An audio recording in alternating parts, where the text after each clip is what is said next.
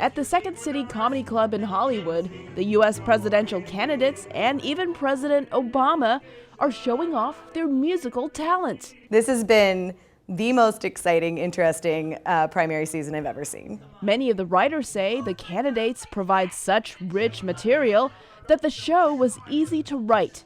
Except for Hillary Clinton's part, says director Rani O'Brien. That was the most difficult. I mean, just because she's so well known. Because in the end, it was all for one goal. Erin Coleman plays Hillary Clinton in Candidate Confessions. She rolls her eyes dismissively, which I think is hilarious when she thinks that she just has no tolerance for fools, and so she has a little eye roll that she does.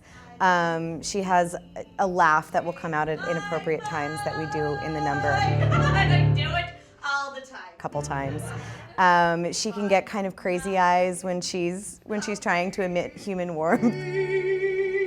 This is comedy and we're lampooning these people, but all of these jokes come from a true place about the candidates. I think that in some ways we find truth about candidates through comedy in a way that we don't get by watching them perform in speeches and debates. Josh Willis is one of the writers for Donald Trump's song. Mexicans, illegals, crooks are escaping. Who do you think is doing all of that raping? I actually said that. Some of the stuff he said I thought was just too offensive to put in the song, but most of that made it in anyhow. Many of the people in the audience are in their 20s and 30s and grew up with this type of political satire on TV and on social media.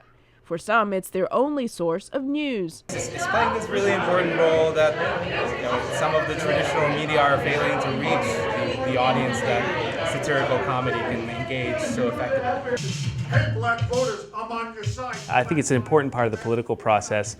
In a way, we also poke fun at ourselves, and I think that's a really healthy aspect of this kind of comedy too. What would Donald Trump and Hillary Clinton think of this show if they saw it? She'd just think it was silly and kind of true and kind of not true, and she'd just think it was ridiculous. Honestly, I think Trump would probably agree with our song. I mean, he's said almost everything that's in the song. The writers say as the political season continues, they will make adjustments to the show to keep it current.